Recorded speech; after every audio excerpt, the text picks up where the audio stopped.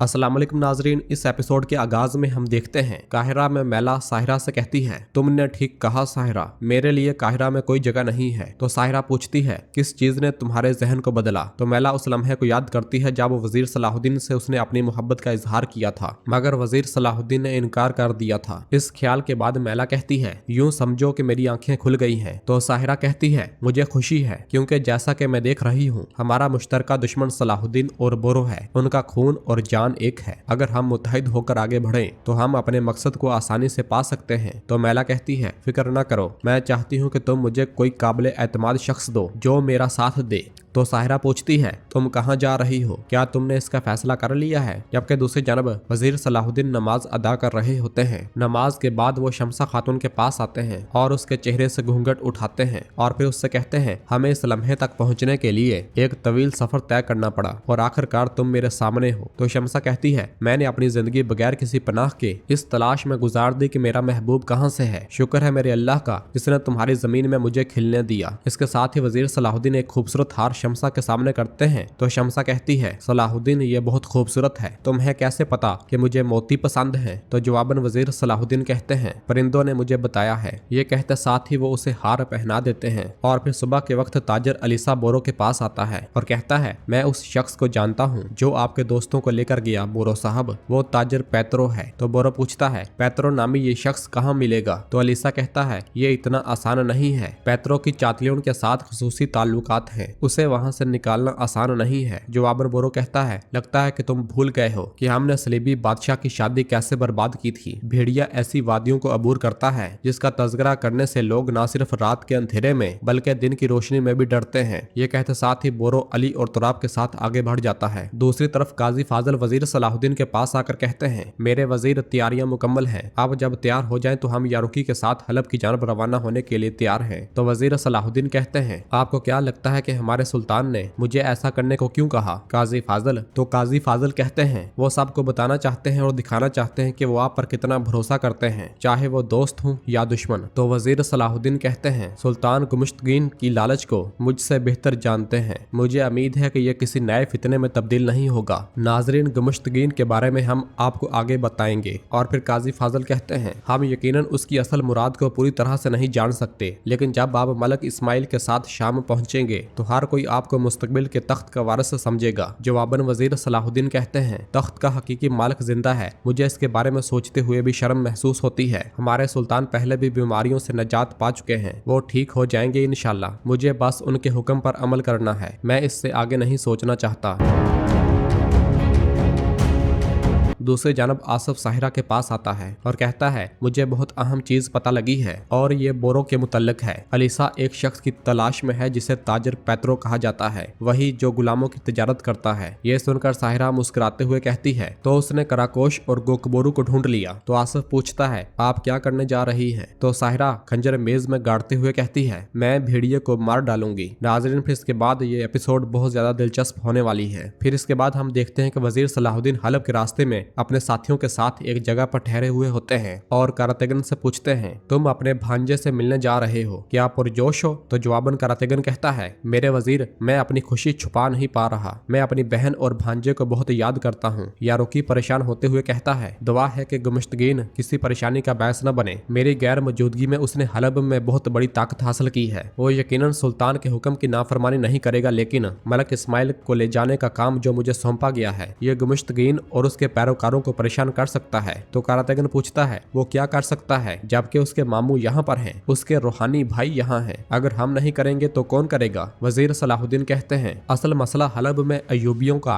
मनफी नुक्ता नजर है, अमीर यारुकी, इस जिम्मेदारी का बड़ा बोझ तुम पे भी है। तो यारुकी कहता है, सलाहुद्दीन, मुझे इल्जाम देने की बजाय आपको मेरा शुक्रिया अदा करना चाहिए, अगर मेरी कोशिशें ना होती तो हलब के लोग आपको शाम के तख्त का वारिस तो छोड़ें एक खाली झूला भी ना देते। तो वजीर सलाहुद्दीन सलाहुद्दीन कहते हैं जो भी मेरे खिलाफ कुछ करने की जुर्रत करेगा मेरी तरफ से दुगना नुकसान उठाएगा, तुम ये बात बेहतर जानते हो। अब चलो घोड़ों पर सवार हो जाओ। जबकि इधर शाम में सुल्तान बिस्तर पर लेटे होते हैं। असफियानी गमगीन होते हुए वजीर अमाद से कहते हैं सुल्तान की आखिरी ख्वाहिश अपने बेटे को इस दुनिया में अपनी आंखों से देखना है। हम अल्लाह से दुआ गो हैं वो इनकी ख्वाहिश पूरी फरमाए। तो अमाद वजीर नम आंखों से कहते हैं इंशाल्लाह इंशाल्लाह। दूसरी जानब कुदस में लतीफ एक दुआ तैयार कर रहा होता है और काफी खुश दिखाई देता है। और फिर वो जैसे ही आगे बढ़ता है तो एक बाज़ंतीनी सिपाही वहाँ पर आता है और लतीफ से पूछता है कहाँ जा रहे हो तुम। तो लतीफ कहता है तुम कौन हो। ये सुनते ही बाज़ंतीनी उस पर हमलावर हो जाता है। लतीफ मज़ाहमत की कोशिश करता है लेकिन बाज़ंतीनी उसे जमीन पर गिरा देता है और तलवार से जैसे ही वार करता है तो नीचे से लतीफ हट जाता है। इसी लम्हे मारिया सिपाहियों के साथ वहाँ पर पहुँचती है और सिपाही उस गद्दार को मार डालते हैं। और फिर मारिया लतीफ से कहती है मुझे उम्मीद है कि आप खैरियत से होंगे। लतीफ पूछता है ये आदमी कौन है, ये मुझसे क्या चाहता है। तो मारिया कहती है ऐसा लगता है कि कोई है जो नहीं चाहता कि प्रिंस बाल्डोन सेहतियाब हूँ। सिपाहियों हकीम को किसी महफूज मकाम पर ले जाओ। और फिर अलीजा से कहती है मुझे बादशाह इमालिक से फौरन मिलना होगा। उसे मालूम होना चाहिए कि मैंने उनके हकीम को बचाया है, यानी कि उनके बेटे की जान बचाने वाले की जान बचाई है। ये कहते साथ ही मारिया आगे बढ़ जाती है। दूसरी जानब हम देखते हैं कि कैरक किले के बाहर बालन के सिपाही तैनात होते हैं। बालन मार्कोस के साथ आगे बढ़ते हुए किले में दाखिल हो जाता है। दूसरी जानब जंगल में बोरो अपने साथियों और ताजर अलीसा के साथ आगे बढ़ रहा होता है। तो राब पूछता है हम ये कैसे करेंगे जनाब, अगर आप चाहें तो मैं अलीसा के साथ अंदर जा सकता हूँ। तो बोरो कहता है हमें पहले ये मालूम करने की जरूरत है कि पैत्रो कहाँ पर है। हमारा दाखिला खतरनाक हो सकता है लेकिन अलीसा ये आसानी से संभाल सकता है। तो ताजर अलीसा पूछता है लेकिन कैसे। जवाबन बोरो कहता है एक माहर और तजर्बाकार ताजर के तौर पर जो कि आप हैं। और फिर इसके साथ ही वो सब आगे बढ़ जाते हैं। इधर कैरक में कमांडर चातलियन से कहता है एबलन की फौज जिसकी क़यादत कौंत बालन कर रहा है किले की दीवारों के बाहर तैनात है। ये सुनकर चातलियन कहता है तो बादशाह ने बालन को भेजा है। कमांडर कहता है कौंत बालन आपसे मिलने की ख्वाहिश रखता है। इजाजत मिलते साथ ही बालन मार्कोस के साथ वहाँ पर दाखिल हो जाता है। उसे देखते हुए चातलियन कहता है मुझे आपको देखकर खुशी हुई बालन। काहिरा की जंग में आप मुझे अलविदा किए बगैर चले गए बल्कि भाग गए। तो बालन कहता है काहिरा में मैं बादशाह इमालिक के हुक्म की तामील कर रहा था और अब भी मैं ऐसा ही करूंगा। काहिरा में तुम्हारी नाफरमानी की वजह से तुम्हें सजा दी जाएगी चातलियन। मैं तुम्हें कुदस ले जाने आया हूँ। ये सुनकर चातलियन कहता है कुदस अच्छा,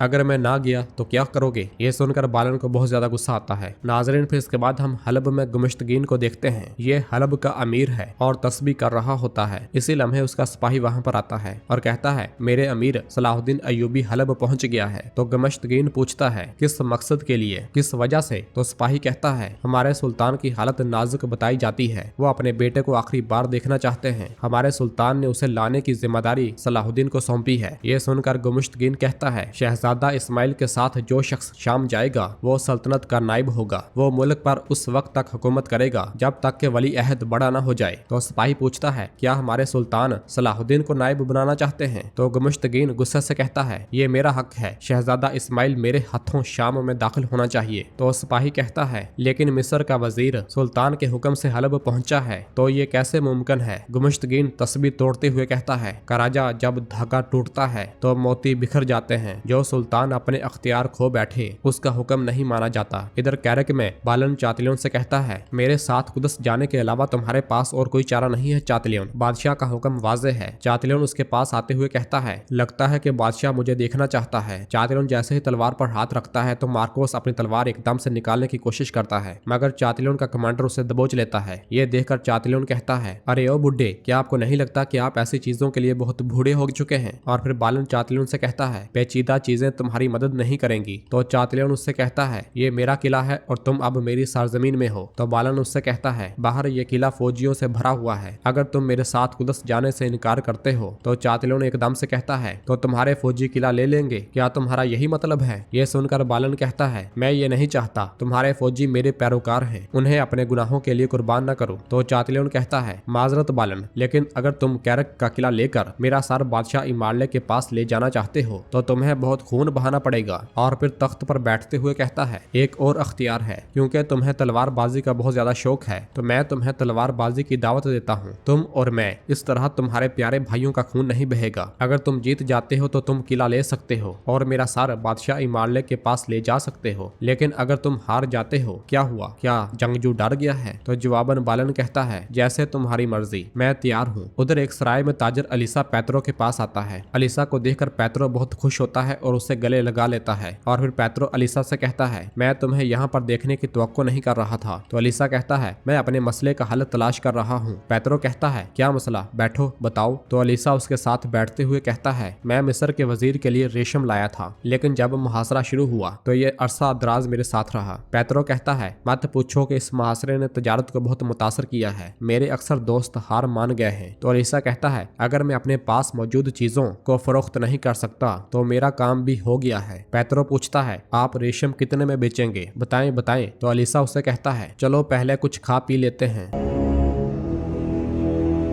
तो नाज़रीन, इसके साथ ही एपिसोड भी खत्म करते हैं। मिलते हैं बहुत जल्द अगली एपिसोड के साथ। वीडियो को लाइक कर दें और जिन दोस्तों ने अभी तक चैनल सब्सक्राइब नहीं किया वो जल्दी से चैनल सब्सक्राइब कर दे और बेल आइकन यानी घंटी वाले निशान को भी प्रेस कर दे ताकि आने वाले एपिसोड आपको आसानी मिल सके। दुआओं में याद रखें। अल्लाह हाफिज।